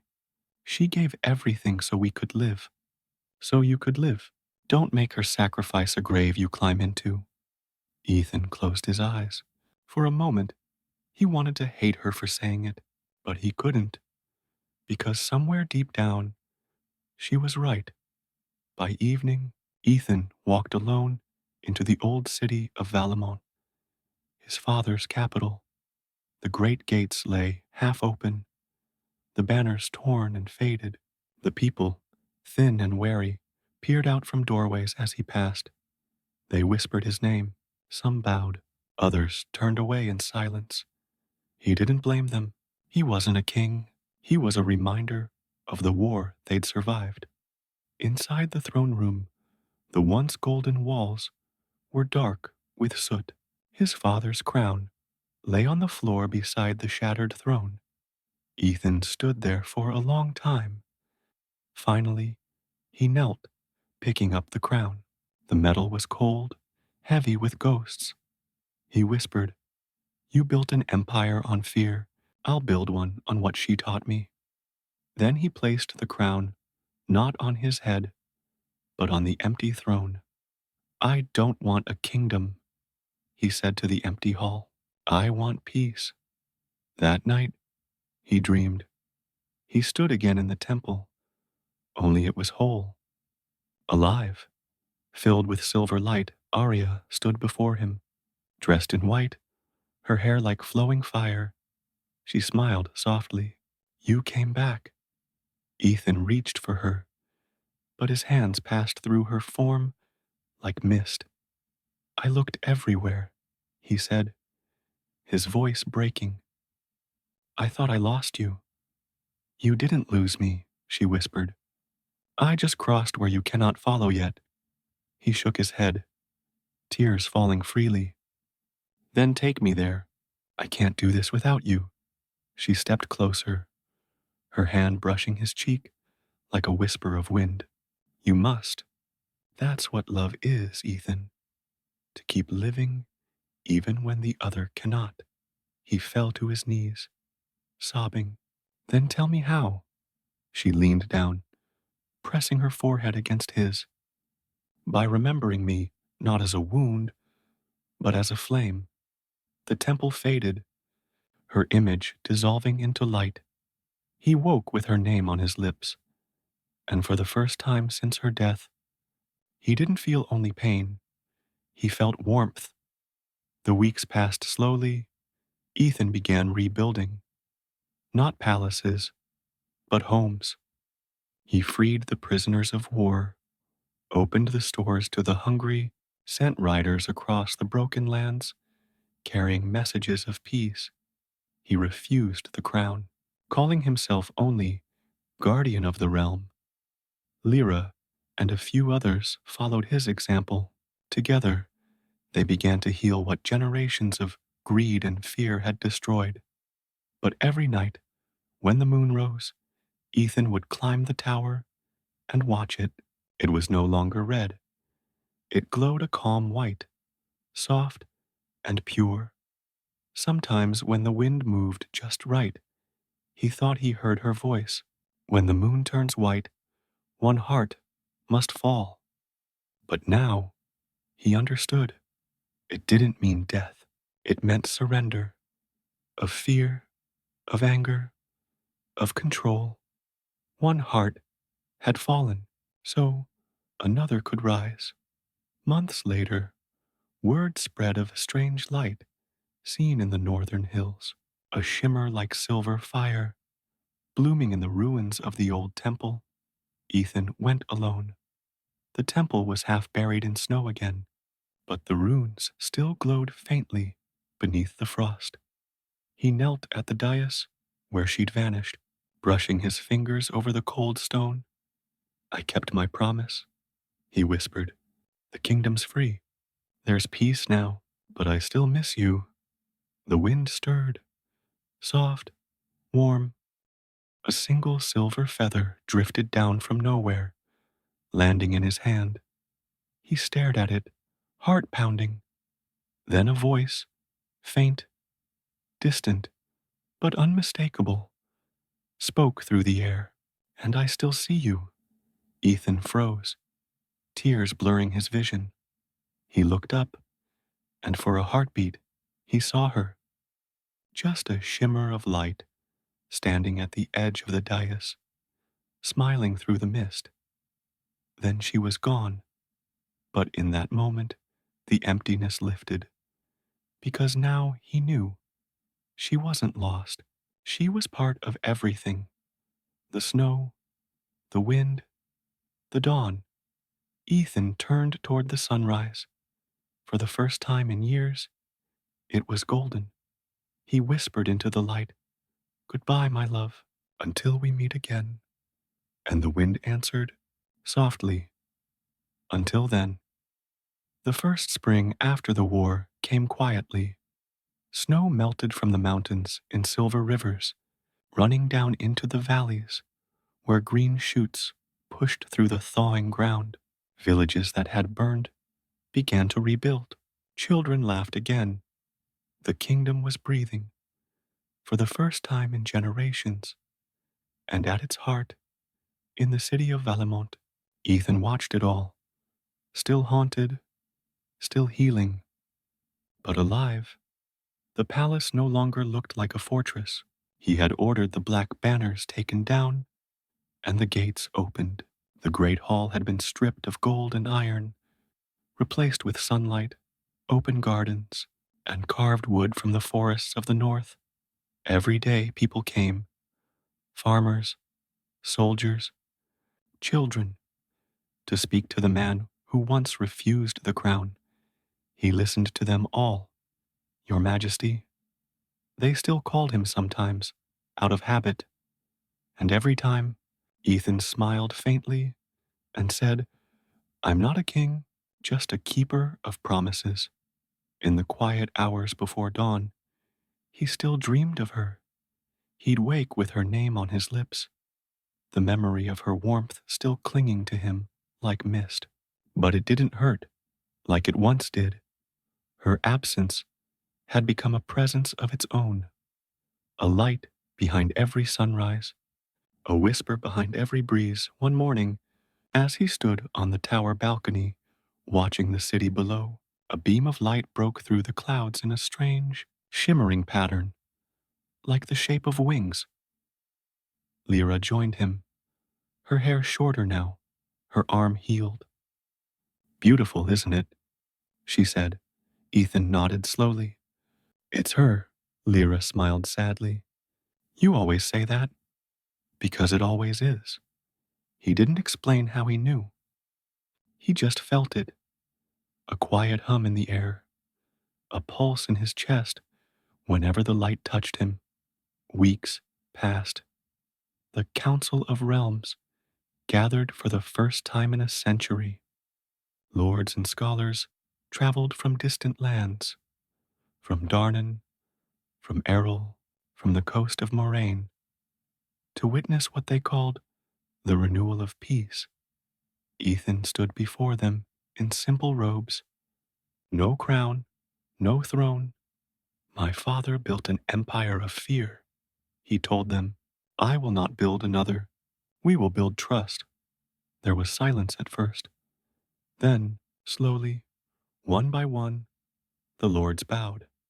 That night, as feasts filled the halls and laughter echoed through Valemont, for the first time in years, Ethan slipped away into the gardens. He found himself walking among moonlit lilies, flowers Arya had once loved. He knelt, touching one gently. You'd have liked this, he whispered. Then, suddenly, the air shimmered. The petals of the lilies began to glow, faintly at first, then brighter, until the whole garden pulsed with soft, silver light. Ethan stepped back, eyes wide. Arya, the wind stirred, carrying the faintest trace of her voice. I'm still here. He turned, but no one was there. Only light, drifting upward like fireflies. The next morning, the city woke to strange news. Farmers in the north had seen the same glow. Fields blooming overnight in silver flowers. Shepherds in the mountains spoke of voices in the wind, whispering songs they couldn't explain. The people called it a blessing, but the priests called it something else. A sign. They came to Ethan, kneeling in the throne room, their faces pale. My lord, one said, we believe the veil between worlds has thinned. The goddess Ilara's power stirs again. Ethan frowned. You mean the curse? No, sire. Something beyond it. A rebirth. Another priest lifted a small crystal that glowed faintly in his hands. The magic of the world is returning. Not dark, not light, something in between. Ethan looked at the light, feeling a deep, familiar pulse in it. It was her magic, no longer bound, no longer cursed, but free. That night, Ethan walked once more to the river. The water flowed gently under the stars, clear as glass. He knelt at the bank and whispered, "You're changing the world again, aren't you?" The moon shone above. Not red, not white this time, but soft gold. In the reflection of the water, for just a second, he saw her, not as a ghost, not as a vision, but as light, alive, and smiling. "I didn't die for the world," she said. "I became part of it." Ethan's breath caught. "Then why can I see you?" "Because you never stopped looking." The reflection faded as ripples crossed the water, but his heart felt whole for the first time. In the months that followed, the land changed. Rain fell where there had been droughts. Rivers returned to long dry valleys. Fields that had once grown only thorns now bloomed with white lilies. Flowers no one had seen since the age of Ilara. The scholars called it the era of return. The people called it Arya's blessing. Ethan never corrected them. He spent his days traveling the realm, not as a ruler, but as a witness. Everywhere he went, life returned, and everywhere he went, the light followed. Sometimes, at dusk, when the last glow of day faded and the first stars appeared, he would feel her presence, warm, invisible, but near. And always, she seemed to whisper, "The story isn't over yet." One evening, in the rebuilt library of Valemont, Ethan found an old journal bound in silver thread. Inside were sketches, maps, runes, symbols of the goddess. At the back, written in delicate, familiar handwriting, was a single phrase: "Light is born not from the sun, but from the heart that endures the night." He ran his fingers over the ink, smiling through tears. It was her writing, a letter from before the temple. He read it aloud, voice trembling. "If the day comes that I am gone, look not for me in the stars, nor in the shadows. Look in every living thing that dares to grow again." He closed the book, holding it to his chest. For the first time, he didn't feel grief. He felt gratitude. That night, as the city slept, Ethan stood at the balcony once more. The sky was alive with light, shimmering ribbons of gold and silver dancing like a river of stars. He whispered into the wind, "Arya, if you can hear me, thank you."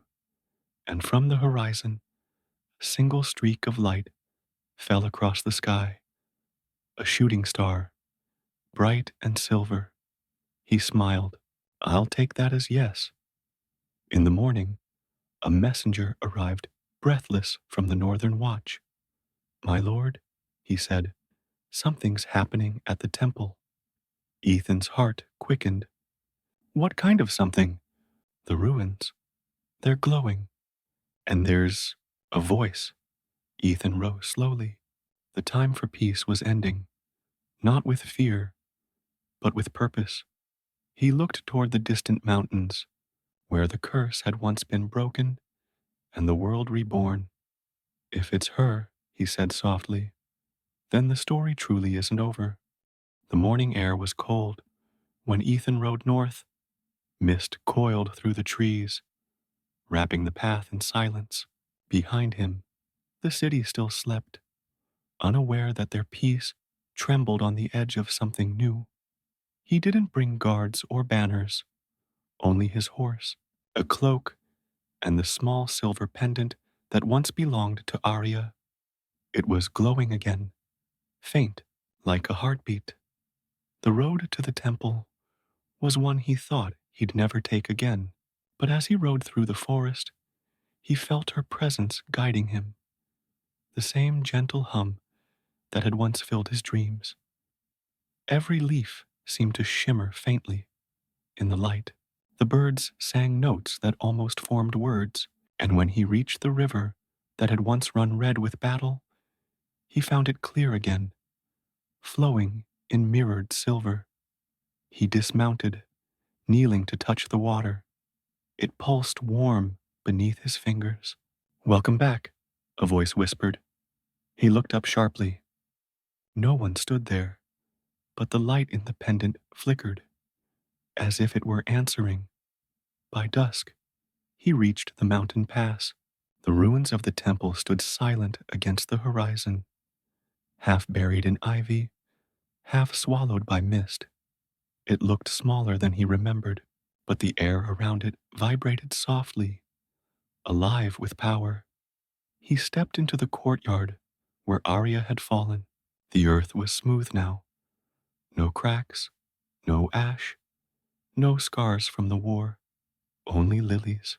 Thousands of them, their silver-white petals glowed faintly in the twilight. Ethan knelt, heart pounding. "You're here."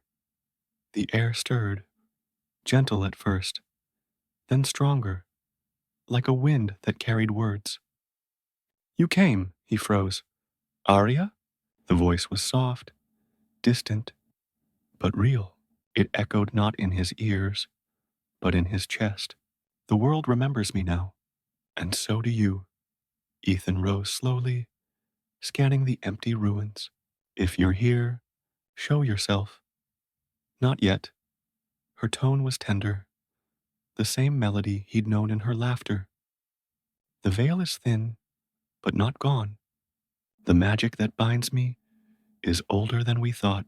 I am between, not spirit, not flesh." Ethan swallowed hard. "Then I'll find a way to bring you back." "Ethan." Her voice carried pain, but also love. "You don't need to bring me back. You need to finish what I began." The sky darkened. Stars appeared. Thousands, glimmering like eyes. From the temple's broken altar, light began to rise. Faint at first, then swirling upward in a silver spiral. Inside the light, faint images formed. Visions of the past, the war, the curse, and something new. A vast tree, its roots reaching deep beneath the world, its branches touching the stars. At its base, a shape, a woman, crowned in light, her hands woven into the roots. Ethan stared. "What is that?" "The heart root," Arya's voice said. "It's the true source of the goddess's magic. When I broke the curse, I awakened it, but it's incomplete." He stepped closer. "Incomplete how?" "It's dying, Ethan. Without balance, its light will fade. And when it does, this world will follow." The words struck him like a blow. "Tell me what to do." "You must find the remaining fragment, the one hidden by the priests long ago. The key of Alara. It binds the realms together." He clenched his fists. "Where is it?" "In the city that was lost to the sea." Her voice wavered, fading like a candle. "Go east, follow the light, but beware. The same force that cursed this land still stirs beneath the waves." "Arya," he began. "Ethan, promise me something. Anything. Don't do this for me. Do it for the world we dreamed of." Then the light flickered and vanished. The ruins fell silent once more. For a long time, Ethan stood alone in the moonlight. His heart ached, but not with sorrow. It ached with purpose. The pendant around his neck still glowed faintly, a steady rhythm, like a heartbeat. He whispered, "You never left me." The wind stirred the lilies again, bending them toward him. as if in reply. By dawn, he had packed his gear and saddled his horse again. When he looked back, the temple glowed faintly in the morning mist, like a lantern in the fog. He turned east, toward the ocean.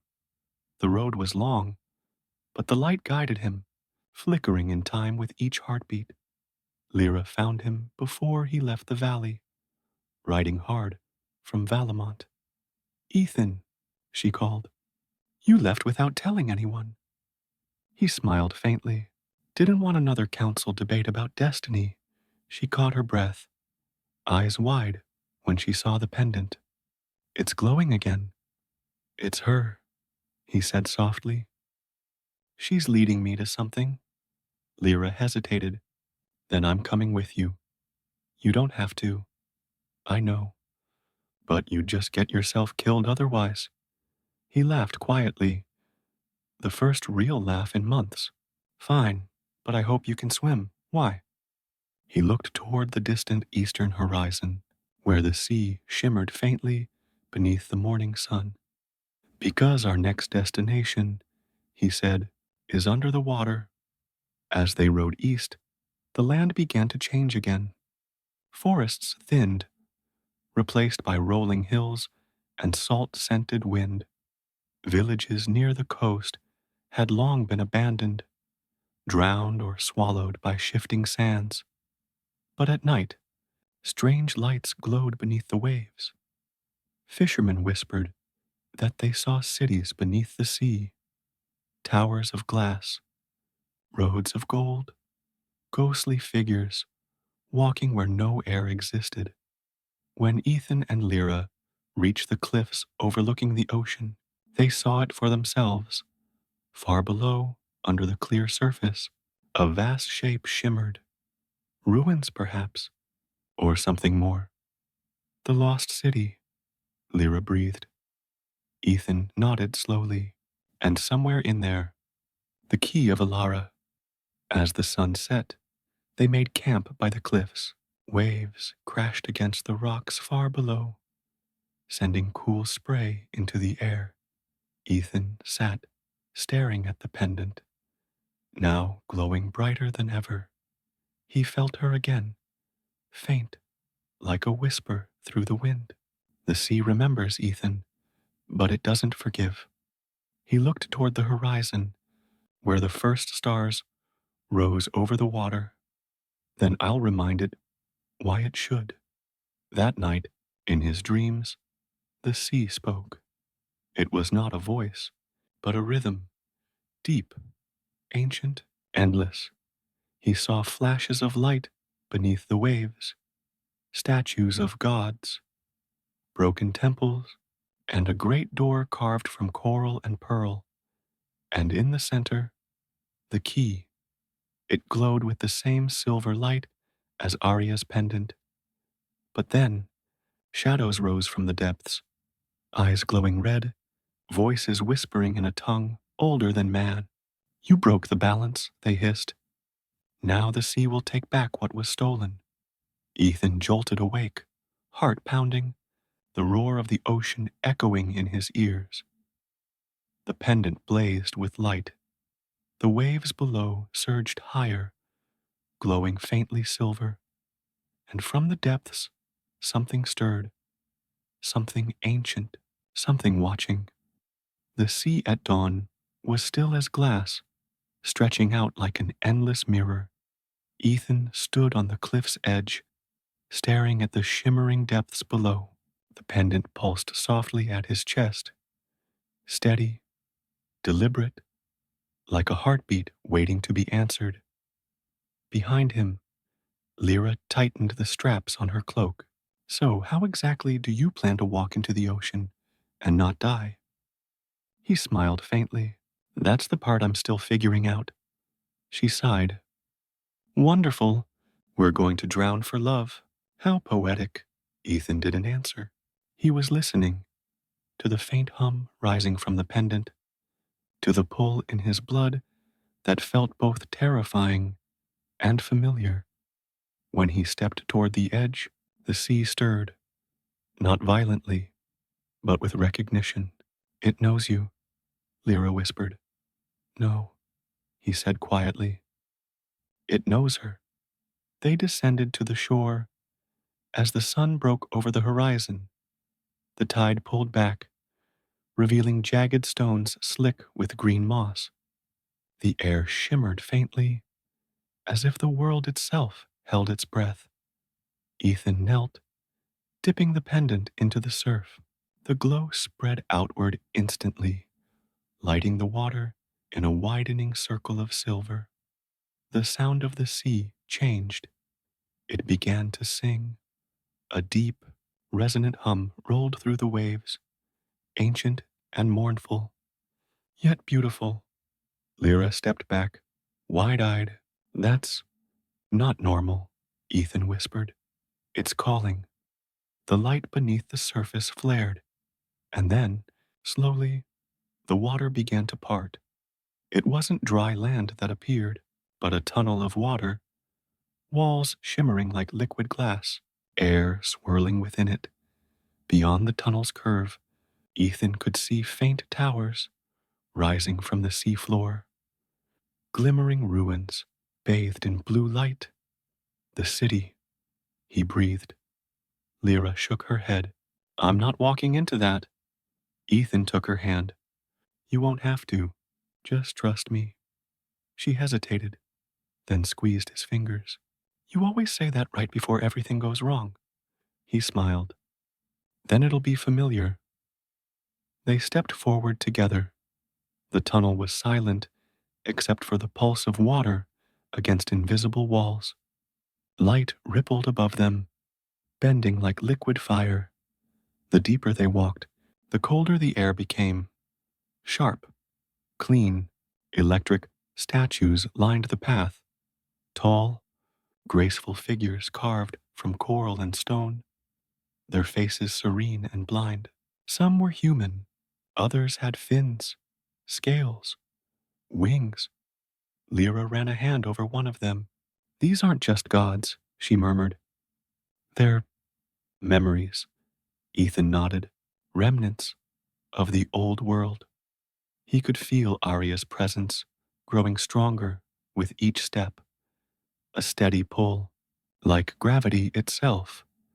When they finally reached the gates of the city, the pendant flared with pure white light. The gates opened.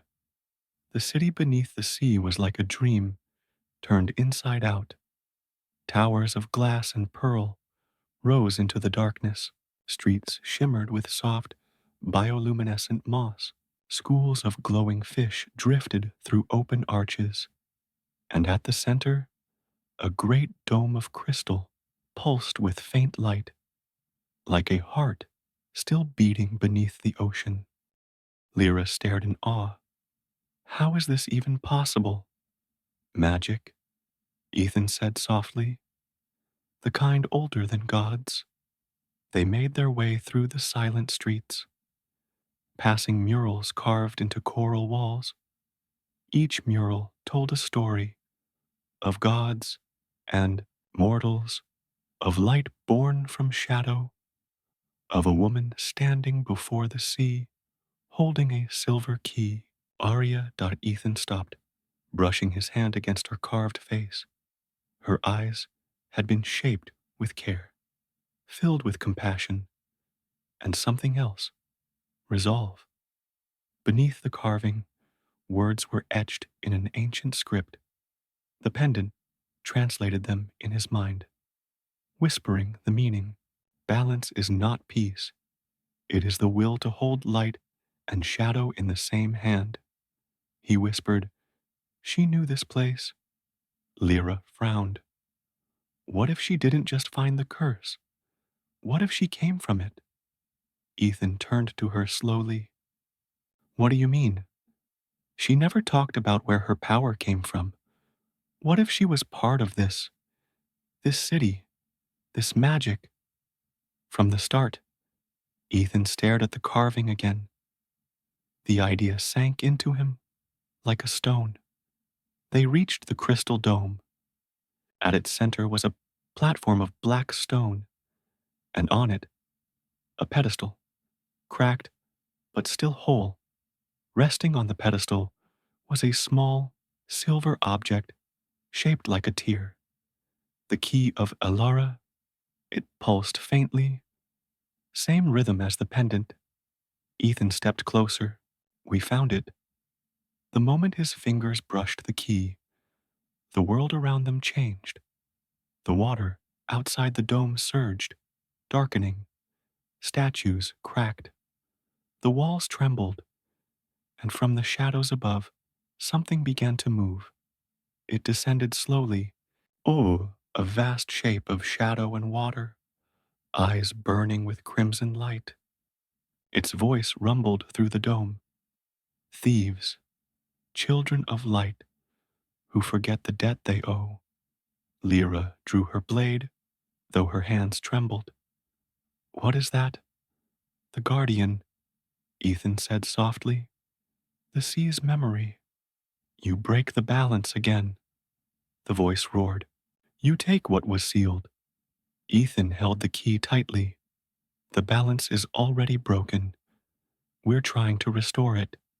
You speak lies. The light consumes as much as the dark. You cannot save her. You cannot save yourselves. The creature's body coalesced, half serpent, half man, its form made of swirling black water. Ethan felt the pendant burning against his chest. Arya's voice echoed faintly through the roar. Don't fight the sea. Listen to it. He closed his eyes. The guardian lunged, but Ethan didn't raise his sword. He let the magic flow instead. Light through darkness, warmth through cold. The pendant and the key resonated, spinning faster until the entire dome shone with blinding silver light. The guardian froze mid-strike, roaring in pain. Or was it sorrow? The light spread through its form, dissolving shadow into mist. And for a heartbeat, Ethan saw its face clearly. Not a monster, but a man. A man with Arya's eyes. Then it vanished. The silence that followed was absolute. Lyra exhaled shakily. Tell me that's over. Ethan looked down at the key in his hand. Not over, he said. Revealed. The key's light dimmed, then sank into the pendant, merging completely. For a moment, he felt her. Not a whisper this time, but a presence, alive and burning. Ethan, Arya's voice, filled the air around him, soft and luminous. You found it. You found me. Lyra stepped back, eyes wide. Ethan. He fell to his knees, clutching the pendant as light wrapped around him. I was part of the key, she said. The curse, the balance, all of it was me. I wasn't born from the world's magic. I was the world's magic. Ethan trembled. Then what happens now? Now, I can return, but it will come with a choice. The light pulsed, stronger, enveloping the entire dome. To bring me back fully, the world must give something in return. Life for life, balance for balance. He understood instantly. My life. No, she said gently. Your choice. Her voice began to fade again. Find the altar in the temple above. Place the key there. Decide then. The light dimmed, and the sea grew silent once more. When Ethan opened his eyes, the dome was cracked and quiet. The key and pendant were one now, a single silver flame in his hands. Lyra knelt beside him. You all right? He nodded slowly. She's alive, but not yet whole. She glanced around, the shattered city. Then we'd better get out before the ocean decides to collapse on us. He looked up. Through the fractured crystal above, sunlight streamed down, faint but real. He smiled. Let's go home. By the time they reached the surface, The tunnel of water had begun to close behind them. Waves rose high, crashing against the cliffs, as if the sea itself were exhaling. They climbed to safety, drenched, exhausted, alive. Ethan held the merged pendant to his chest. The light within it burned steady, softer now, but full. He whispered to the horizon, "I'm coming back, Arya." Lyra sat beside him, shivering, but smiling faintly. "Next time you decide to follow a ghost into the ocean, remind me to bring something stronger than courage." He laughed weakly. Noted. They sat in silence as the sun sank into the waves, and for a moment the water shimmered again, forming the faint outline of a woman standing on the surface. Then it was gone. The journey back to the temple took 3 days. The forest had changed again. What once seemed asleep now pulsed with quiet life.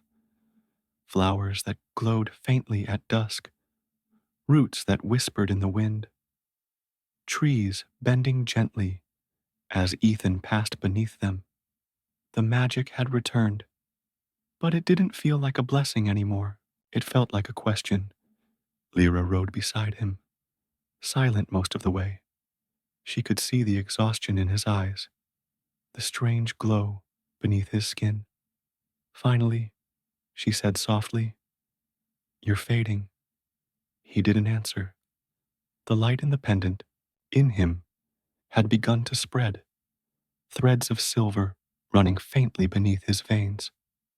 When he slept, he dreamed of Arya, standing in a field of lilies, waiting, always waiting. They reached the ruins at dusk. The temple of Alara stood tall again, not fully rebuilt, not stone and mortar, but light and shadow, woven together into shape. It pulsed gently, as if alive. Lyra dismounted, staring in awe. "It's breathing." Ethan nodded, barely hearing her. The air hummed around him, a low melodic vibration that resonated with his heartbeat. He stepped forward. The silver key in his hand flared bright, then dissolved into his skin. Arya's voice came, clear and close. "You brought it home." He closed his eyes. "Tell me what to do." "You already know." Inside the temple, everything glowed softly. The walls shimmered with fluid light. The air smelled faintly of salt and lilies. At the center stood the ancient altar, now whole again. Above it floated the faint outline of a woman's form, light-shaped like memory, Arya. She was not solid, but she was there. Her hair drifted like golden smoke, her eyes still carrying that same endless gentleness. Ethan fell to his knees, breath shaking. "Arya, you found what I could not," she said softly. "The missing balance, the truth of the curse." He rose slowly, stepping closer. "And now? Now, the world must choose, and so must we." The temple trembled as light and shadow twisted above them. Visions filled the air. Cities, oceans, stars, all connected by threads of silver and black. "When the goddess Ilara created the world," Arya said, "she split her heart in two, light and shadow. The key was meant to keep them apart, so that mortals might live free. The images changed, showing wars, destruction, greed. But mortals forgot balance. They worshipped light and feared darkness, never knowing one could not live without the other. The world began to die, and so I was born." Ethan frowned. "You were born from the imbalance." "Yes, my soul was the goddess's last fragment, her attempt to restore harmony. But to live as human, I had to forget what I was." She smiled faintly. Until you reminded me. He reached out, hand trembling. Then let me finish what you started. Let me bring you back. If you do, she whispered, the magic will need balance. A life for a life. I know. Ethan.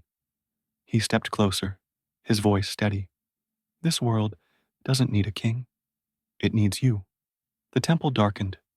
Wind rose, scattering petals through the air. Arya's light flickered, as if shaken. If you give your life for mine, she said, the balance will hold, but you will fade completely. Not even memory will keep you. The world will remember peace, but not us. He hesitated, only for a breath. I'd rather the world forget me than remember pain. Tears shimmered in her eyes, liquid light. You always were the stubborn one. He smiled. And you always liked that. She laughed softly, a sound like bells. Then come to me. He stepped onto the altar. The moment his foot touched the stone, the temple flared with blinding light. The threads of silver beneath his skin brightened, spreading until his entire body glowed. Arya reached out, her form stabilizing, her hand solid for the first time in years. He took it, their fingers interlocked. Light meeting light. The temple shuddered violently. Wind howled. The lilies in the courtyard bent in waves as power surged through the air. Ethan, listen to me, she said. If we merge, there's still another path. What do you mean? If we both become the balance, not one living, one dying, then we can change the law. We can give the world peace without sacrifice. He stared at her. Both of us? Together. She looked at him, truly looked, and for a heartbeat, the centuries between them disappeared. Do you trust me? He smiled through tears. Always. They closed their eyes. The key inside him flared white hot. Sphere of light erupted around them, rising through the temple's roof, piercing the clouds above. For miles around, the land glowed. The people of Valamont looked up in awe as the sky split into silver and gold. Not war this time, but creation. Inside the temple, Ethan felt himself dissolving, not dying, but blending. Her warmth merged with his heartbeat, her breath with his. Every memory, every word, every tear, every laugh, they all became one. Light and shadow, bound by love. The world held its breath. And then, silence. When the light faded, the temple stood empty. No bodies, no spirits, only peace. The altar pulsed once, then stilled. Outside, the lilies bloomed brighter than ever, spreading across the valley, covering the land in silver-white blossoms. Rain began to fall, soft and clean, and in every drop, the world saw reflection. Two figures standing together, smiling. The goddess Elara's voice whispered through the rain. Balance restored, love eternal. Far away, in the rebuilt palace of Valamont, Lyra woke to the glow of dawn. She rose, heart heavy with what she already knew. She stepped to the balcony. The city below shimmered with morning light, and in the air hung the faint scent of lilies. She smiled sadly. He did it. For a moment, the light shimmered beside her. Two faint silhouettes, hand in hand. She whispered, rest well, my friends. And from the distant hills, a soft wind answered, warm, alive, eternal. That night, as stars blanketed the sky, a new constellation appeared above the world. Two stars, side by side, one gold, one silver. They would never fade. It has been 100 years since the night the sky split open. The people of Valemont still speak of that light, how it shimmered like dawn made solid, how the air smelled of rain and lilies. They call it the awakening. No one remembers exactly how it happened. No one remembers the faces of those who made it so. But every heart carries the feeling of that night, a peace that never left. And so the legend lives. In the quiet valley, once shadowed by war, the lilies still bloom. Their petals catch the sunrise like glass, spreading across the meadows where no weapon has been lifted in a century. Children play among them, their laughter mingling with the hum of the wind, the same soft hum that once sang through the temple of Ilara. Where the ruins once stood now stands a sanctuary, not of kings nor priests, but of storytellers. They come from far and wide, gathering at dusk to share the oldest tale they know. Tonight, the fire crackles warm and golden. Around it sit travelers, farmers, scholars, and dreamers. And in their midst, an old woman clears her throat. Her name is Mara Ellison. Few remember, but her great-grandmother once served a prince long ago. The stories she passed down were never written, only whispered. Once, Mara begins, her voice soft as the wind. There was a prince who dreamed of peace, and a princess who carried the power of the stars. The fire pops, sending sparks into the air like tiny suns. The crowd leans closer. They came from different worlds, she continues. He born of duty, she born of light. And though their love was forbidden by fate, it was stronger than the chains of destiny. She pauses, smiling faintly. When darkness rose and the balance of the world broke, they stood together. They chose not one or the other, but both, light and shadow, and so they saved us all. A child whispers, eyes wide, "Did they die?" Mara's gaze drifts toward the sky. "No, little one, they became something greater. The stars above Valemont are brighter than anywhere else in the realm." Every traveler knows that if you look up at the heart of night, you will see two shining stars side by side, one gold, one silver. Locals call them the lovers of the dawn.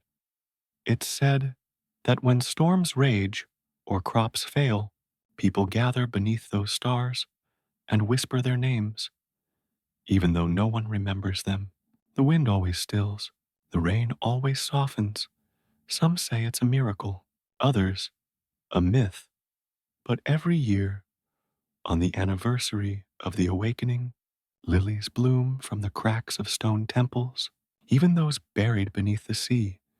And on that night, dreams are strange, filled with laughter, with music, with two figures dancing among the stars. Far to the north, a young scholar named Alara Wren, named after the ancient goddess, wanders through the restored temple. She's curious, always has been. The old myths call to her like whispers through time.